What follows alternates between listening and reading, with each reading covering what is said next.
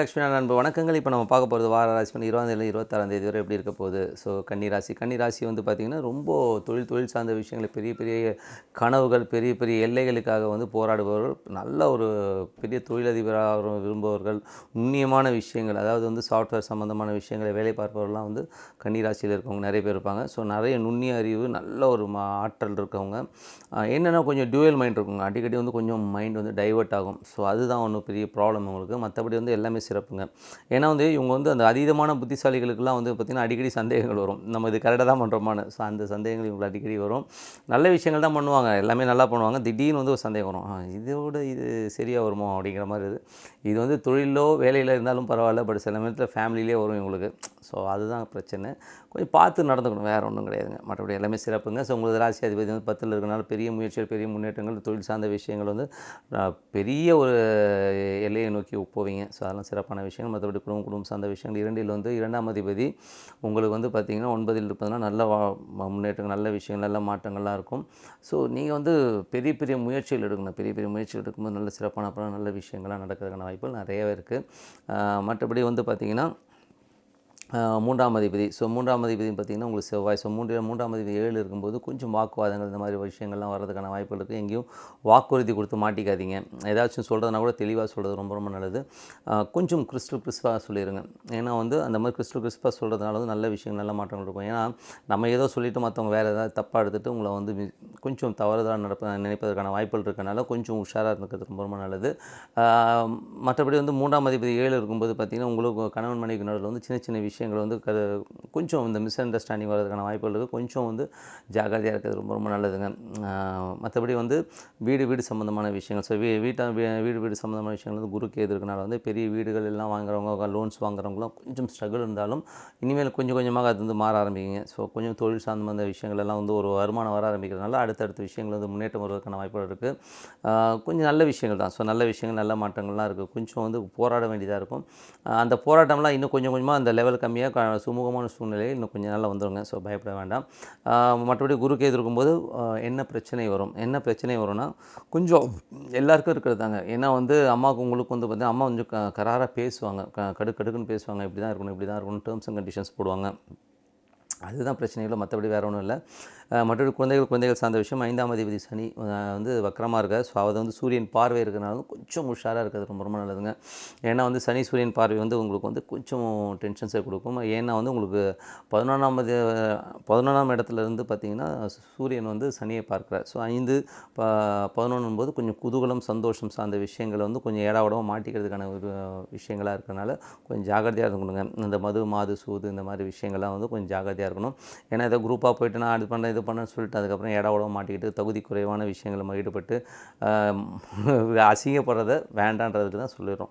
So கொஞ்சம் ஜாக்கிரதையாக இருக்கிறது ரொம்ப ரொம்ப நல்லதுங்க. கொஞ்சம் ஷார்ப்பாக இருந்துங்க. மற்றபடி குழந்தைகளையும் கொஞ்சம் ஜாக்கிரதையாக பார்த்துக்குங்க.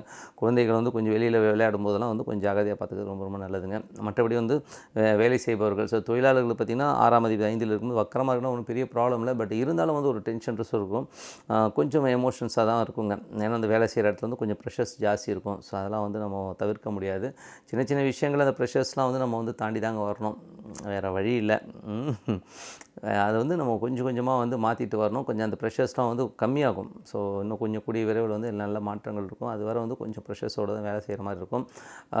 மற்றபடி வந்து பார்த்திங்கன்னா மனைவி சார்ந்த விஷயங்கள். ஸோ உங்களுக்கு வந்து 7 வந்து பார்த்திங்கன்னா செவ்வாய் இருக்க 3 7 நிறைய அது பாதகஸ்தானம் பண்ணும்போது கொஞ்சம் வந்து ஏற்கனவே வந்து உங்களுக்கு மனைவிக்கு வந்து நிறைய மிஸ் அண்டர்ஸ்டாண்டிங் வருவதற்கான வாய்ப்புகள் இருக்குது. இந்த டைமில் வந்து பார்த்திங்கன்னா தொழில் சம்மந்தமான விஷயங்கள் வந்து உங்களுக்கு மனைவியோட இன்ட்ரப்ஷன்ஸ் நிறைய இருக்கும். ஸோ மாமியார் வந்து உங்களுக்கு கொஞ்சம் ஏடாவிடமாக நடந்துக்கிறதுக்கான வாய்ப்புகள்லாம் இருக்குன்னா கொஞ்சம் ஜாக்கிரதையாக இருக்கிறது ரொம்ப ரொம்ப நல்லது.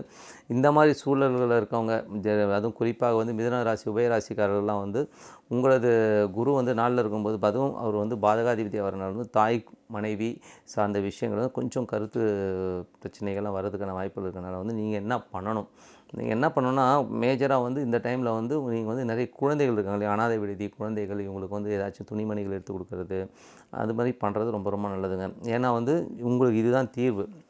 இந்த இப்போன்ட்டு இல்லை, எப்போதுமே கன்னிராசிக்காரர்கள் வந்து குழந்தைகளுக்கு வந்து ஏதாச்சும் சாப்பாடு வாங்கி கொடுக்குறது, இல்லை குழந்தைகளுக்கு வந்து ஏதாவது துணிமணி மாதத்துக்கு ஒரு சம்பளம் வாங்கினீங்கன்னா இதை மட்டும் பண்ணிட்டு வாங்க. உங்களுக்கு வந்து இருக்கிற அந்த பிரச்சனைகளுடைய லெவல் வந்து கம்மியாகிட்டே போகும். இதை பண்ணிட்டு வாங்க. ஏன்னா வந்து இதுதான் உங்களுடைய கர்மாங்க. எங்க பாதகஸ்தானம்ங்கிறது வந்து ஏன் வருதுன்னா உங்களுடைய கர்மாவாக தான் வருது. ஸோ அது குருவாக இருக்கிறனால வந்து குழந்தைகளுக்கு வந்து ஹெல்ப் பண்ணுறது, கொஞ்சம் உங்கள் குழந்தைகளுக்கு வந்து சாப்பாடு வாங்கி கொடுக்குறது, இன்னொருத்தருக்கு வந்து சாப்பாடு வாங்கி கொடுக்குறது வந்து இல்லை ஸ்வீட் வாங்கி கொடுக்குறது, இந்த மாதிரி விஷயங்கள்லாம் பண்ணிங்கனாலே உங்களுக்கு கர்மா போகும்.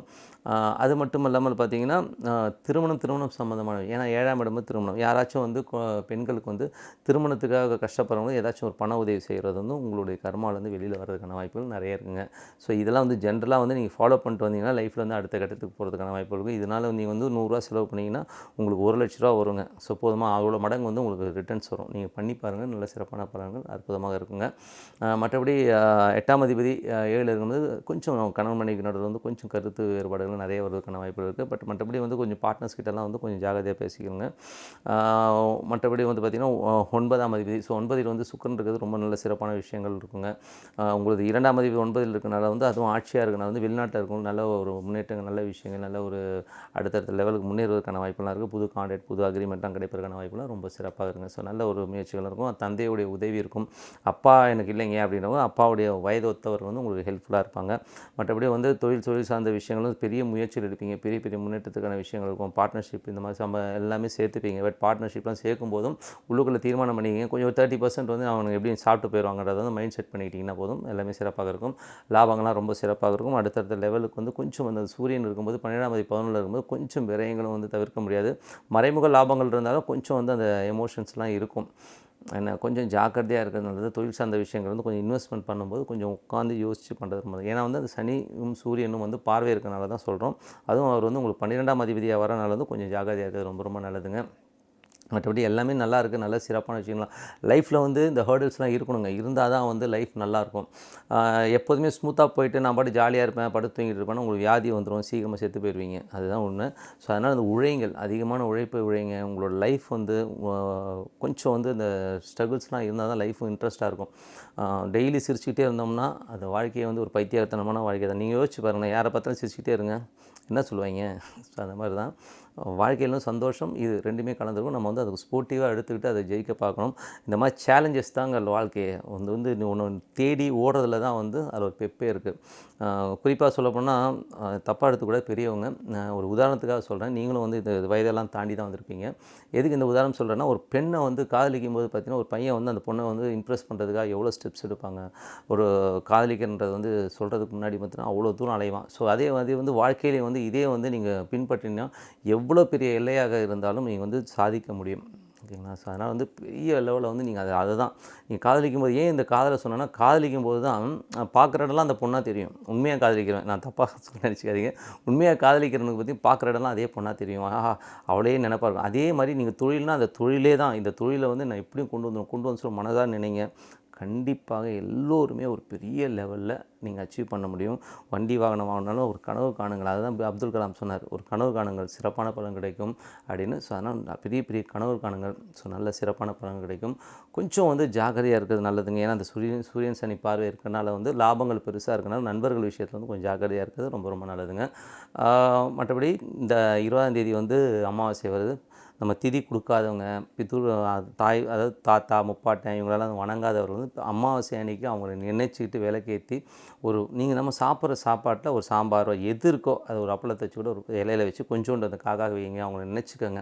அவங்கள மனதார நினைப்பதனால் உங்களது பித்ருக்கர்மா போகும். அது மட்டும் இல்லாமல் கஷ்டப்படுறவங்க, ரோட்டில் வந்து கஷ்டப்படாமல், துணி இல்லாமல், சாப்பாடு இல்லாமல் எவ்வளோ பேர் கஷ்டப்படுறாங்க, அவங்களுக்கு முடிஞ்ச ஹெல்ப் பண்ணுங்கள். அன்றைக்கி வந்து இதனால் பண்ணுறதுனால வந்து, ஏன்னா வந்து நம்ம தாத்தா பாட்டியோட இருந்து சொத்துக்களை அனுபவிக்கிறோம், பணம் காசை அனுபவிக்கிறோம், அவங்களுடைய கர்மாவை அனுபவிக்கிறோங்கிறத வந்து நீங்கள் வந்து நினச்சி பார்க்கணும். ஏன் எப்படி சொல்கிறீங்க இதெல்லாம் அப்படின்னா, நீங்கள் வேணால் பாருங்கள், உங்கள் தாத்தா முப்பாட்டன் காலத்துலேருந்து ஒரு வழியாக ஒரு நோய் வருதுன்னா நீங்கள் அவர் சொத்து வாங்கும்போது அந்த நோயும் வந்து உங்கள் வம்சாவழிக்கு வருங்க. இது வந்து நீங்கள் வந்து ரிசர்ச்லேயே வந்து ப்ரூவனான ஒரு விஷயம் தான். அதனால் நீங்கள் வந்து என்ன பண்ணணும், இந்த மாதிரி தான தர்மங்கள் பண்ணும்போது இதுலேருந்து வெளியில் வரலாம். உங்களுக்கு அடுத்த ஜெனரேஷன் வந்து நல்ல விஷயமாக மாறும். உங்களுக்கும் வந்து ஒரு ரிலீஃப் கிடைக்குங்க. கண்டிப்பாக வந்து பௌர்ணமி அமாவாசை மிஸ் பண்ணாமல் இந்த மாதிரி விஷயங்களை ஈடுபட்டிங்கன்னா சிறப்பான பலன்கள் இருக்குன்னு சொல்லிட்டு உங்களிடம் விடைபெறுது உங்கள் லக்ஷ்மி நாராயணன். நீங்கள் வந்து வணங்க வேண்டிய தெய்வம், ஸோ நீங்கள் வணங்க வேண்டிய தெய்வம் வந்து பெருமாளை மனதார வந்து உள்ளுக்குள்ள வச்சு ஓம் நமோ நாராயணன் பிரார்த்தனை பண்ணும்போது சிறப்பான பலன் கிடைக்கும். நீங்கள் பண்ணி பாருங்கள். காலையில் ரொம்ப சிறப்பான பலன் கிடைக்குங்க. ஸோ எல்லாமே சிறப்பாக அமைய உங்களிடமிருந்து விடைபெறுவது உங்கள் லக்ஷ்மி நாராயணன்.